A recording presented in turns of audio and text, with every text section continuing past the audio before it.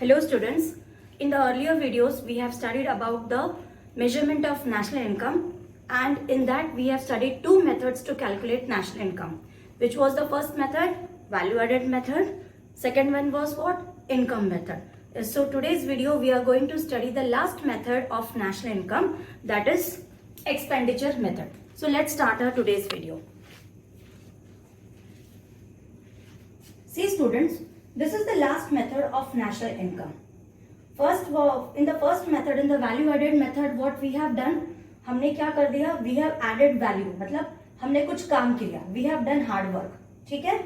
Then we have earned some money by income method. In the income method, what we have studied, we have earned some money.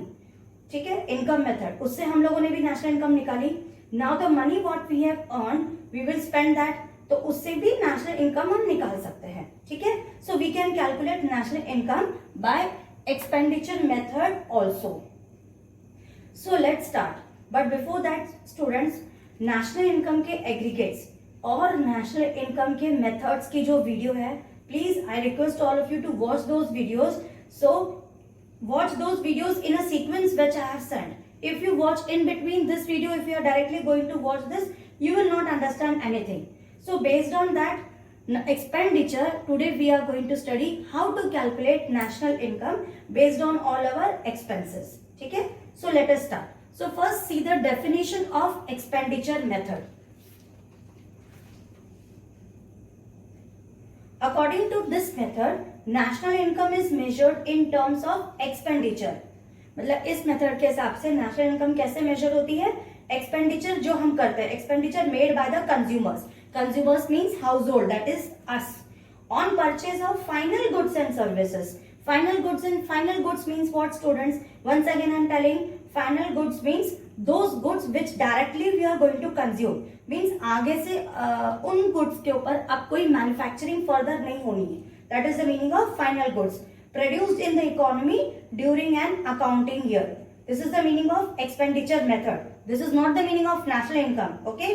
So the sum total of final expenditure, the sum total of all these final expenditure will be equal to what? It will be equal to GDP MP. Once again I am telling, the sum total of all this final expenditure will be equal to GDP MP. Isn't it? This just, you have to understand this also.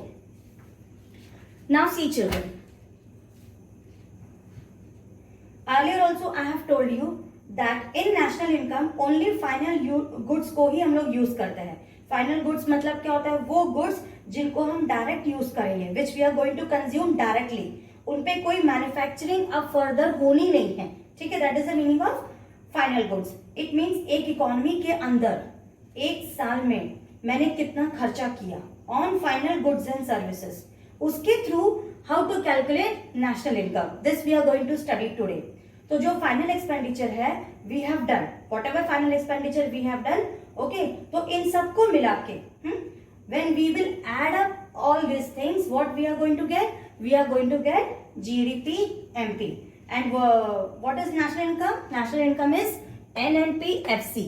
So to calculate national income, first we need to calculate GDP. और GDP से NNP पे कैसे जाते हैं, this already I have explained you, but once again I will tell you in the end of this video. So please listen to this. So now see, national income we were talking about. So first we will see कि कैसे expenditure होता है. Now what we are going to see, expenditure कैसे होता है. First of all just listen. और कैसे उन खर्चों को जोड़ के we will take GDP. ठीक है? Now see children, expenditure मतलब क्या होता है? As I said you, खर्चा. ठीक है? खर्चा कौन कौन करता है? Either us, हम लोग करेंगे, यानी हाउस होल्ड से, we are the household. ठीक है? Either we will do the expenses. ठीक है? और who will do? Means we are the consumers. Children, we are not the producers. Either the consumer will do और the government will do. ठीक है? Either the consumer और the government will do. Now listen, first we will talk about us. First, about whom we are going to talk? We are going to talk about us. We are over here. This is the government. So first let us talk about the consumers. I am a consumer. ठीक है? I am buying anything for what? मैं किसी भी चीज के लिए खर्चा क्यों करती हूँ?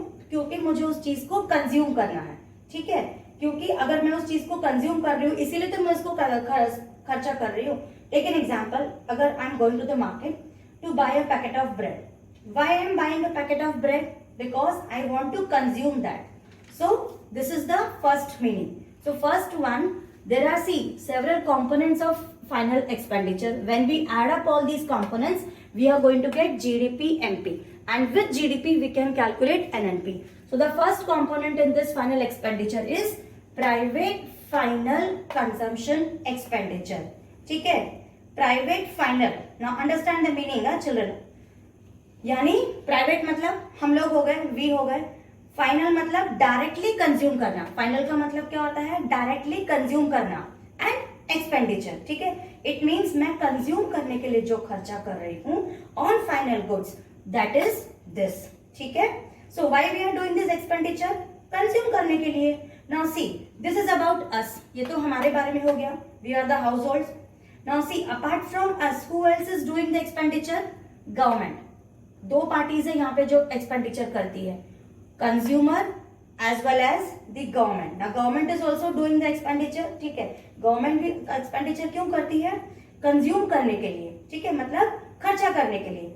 ना सी गवर्नमेंट का कंजम्पशन का मतलब कोई ऐसी चीज बनाना, गवर्नमेंट किस लिए खर्चा करती है, कोई ऐसी चीज बनाती है जिससे कोई एसेट्स नहीं बन रहा हो, ठीक है।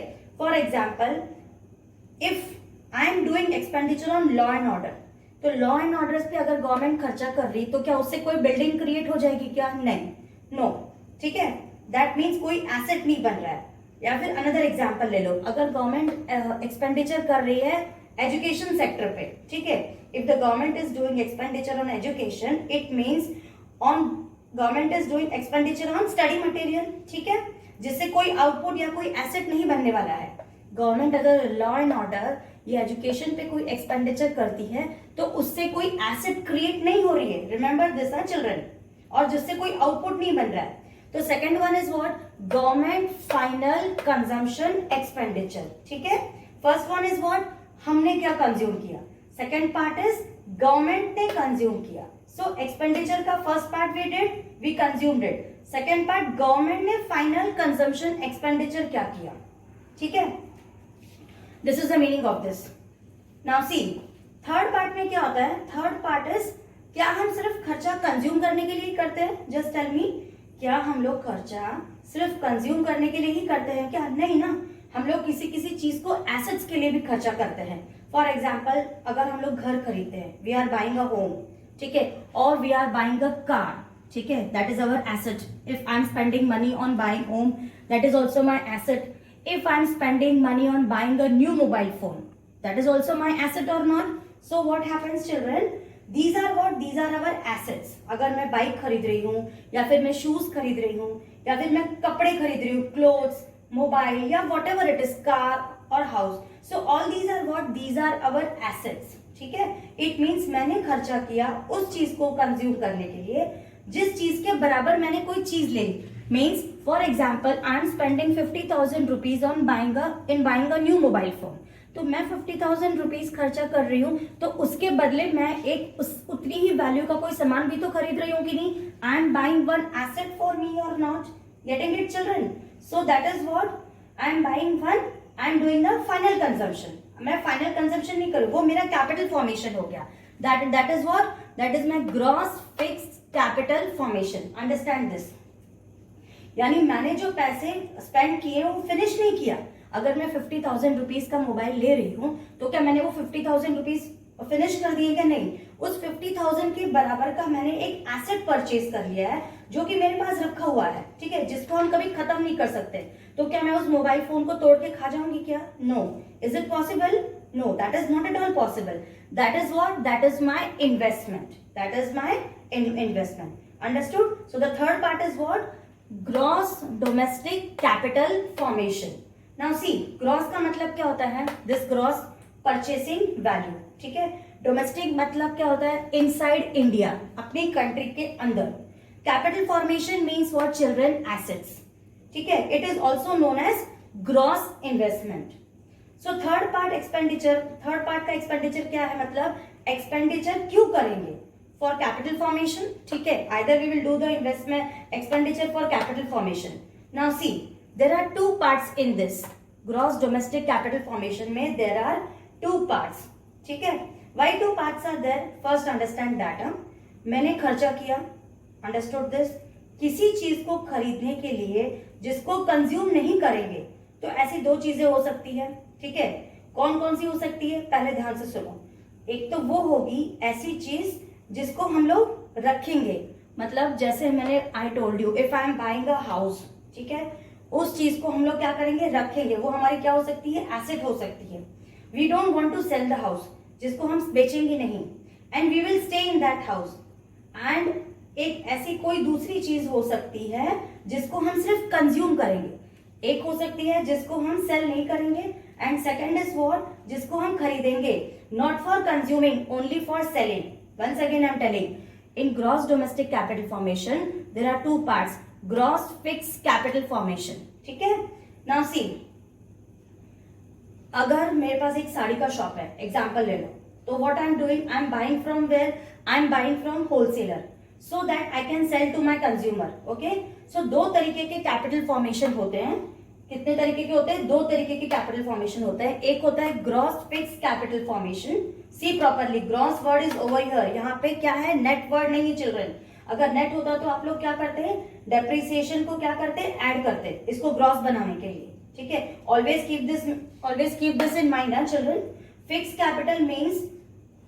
कैपिटल मीन्स हाउस हो गया हमारा, ठीक है, बिल्डिंग हो गई, कार हो गई, जिसको मुझे बेचना नहीं है, जिसको मुझे क्या करना है, अपने पास रखना है, अपने पास रखने के लिए मैं परचेज कर रही हूँ, ओके। इसके अलावा सेकंड क्या है, इन्वेंट्री इन्वेस्टमेंट। नाउ सी, इसका सिंपल मीनिंग हो गया change in stock. Change in stock कैसे निकालोगे, closing stock minus opening stock. This we have seen in our earlier video also. So what is the formula for this change in stock, closing stock minus opening stock. Also we have seen this in the earlier videos. Now what is inventory investment? ठीक है, you must be wondering, ma'am, what is this? Inventory investment means change in stock or closing stock minus opening stock. Understood? Very very simple it is. ठीक है. Once again I am telling the third part, third component, gross domestic capital formation. Here we are having two things: gross fixed capital formation and inventory investment. Gross fixed capital formation means we are buying such things which we don't want to sell, we only want to consume. And in inventory and the other thing is what, we are buying the things only for selling, not for consuming. Example, I am buying a saree from the wholesaler, I am selling it, I am not consuming that, so that comes under this, ठीक है। Now see the last part. तीन खर्चे हो गए हमारे, three types of expenditure we have seen, private consumption expenditure, private final consumption expenditure, then government expenditure we saw, then we saw gross domestic capital formation, ठीक है। हमारा एक और खर्चा रह जाता है, विच वन इज दैट, जो खर्चा हम अपनी कंट्री के बाहर और अंदर लाते हैं, ठीक है, यानी exports and imports. Last one is what, net exports. What comes under net exports, exports and imports. X sign we denote, X alphabet we denote for exports and M alphabet we denote for what children, imports, ठीक है। exports का मतलब जो सामान यहां से बाहर जाता है, ओके, एंड imports का मतलब जो सामान बाहर से इंडिया के अंदर आ रहा है। So fourth one is what, net exports. ध्यान से देखो, नेट किसका होता है, ये देखो, एक्सपोर्ट्स का। So what will be the formula, exports minus imports. Getting it? देखो, एग्जाम में कंफ्यूज करने के लिए you will be also given net imports in the exam to give you a confusion in the paper. Instead of net exports it might also be given what, net imports. In that case what you will do, net import means what, इसका उल्टा कर लो, जो हमको चाहिए उसमें एक minus के sign और लगा दो। फॉर एग्जाम्पल, अगर मुझे दे दिया है नेट इम्पोर्ट्स 10 है मेरा, in the question if I am given net imports is equal to 10, so exports will be how much, minus 10. so simple it is. so हमारे चार कंपोनेंट्स है एक्सपेंडिचर के, कौन कौन से हैं फिर से सुनो, प्राइवेट फाइनल कंजम्पशन एक्सपेंडिचर, ठीक है, we will add up all this, plus government final consumption expenditure, plus gross domestic capital formation. अगर ग्रॉस डोमेस्टिक कैपिटल फॉर्मेशन नहीं दिया एग्जाम में, उसके बदले ग्रॉस फिक्स कैपिटल फॉर्मेशन दिया है, and inventory investment is given, then add up both this to get this, plus net exports. Simple. We add up all these things and we will get what? GDP MP. Quite easy. There is nothing much to understand over here. Okay? So this is our expenditure method, students. Now how to take GDP? As I told you, add up all these expenses. हमारा assets बनाना है, ठीक है? Government का asset banana. This is our asset. Government का asset बनाना. Government का asset बनाने के बाद net exports हो गया. तो चारों को add कर लो. Where we will reach? We will reach to GDP MP. Now see, GDP MP से NNP निकालना. Okay, it is not a tough job. GDP MP से हमें net national product and factor cost निकालना है. GDP MP means what? This expenditure, final expenditure. NNP FC means what? National income. Again and again I am telling you children, all the videos I am telling. Net से gross पे जाना है तो क्या करोगे? This is what? Net. Net से gross पे जाने के लिए once again see the videos what I have told you. ठीक है? Once again I am telling gross से net पे जाने के लिए क्या करोगे? ये रहा gross, ये रहा net. इस पे जाने के लिए minus depreciation करोगे. ठीक है? Then what you will do? Domestic. D stands for what? Domestic. Domestic से national पे जाने के लिए क्या करोगे? What you will do? Plus NFI, net factor income from abroad. और market price से factor cost पे जाने के लिए what you will do? Plus NIT. Is it quite clear to you? These are all the components of final expenditure, and this is the expenditure method of calculating national income. Very, very easy. Just add up all these and you will get GDP MP. Thank you.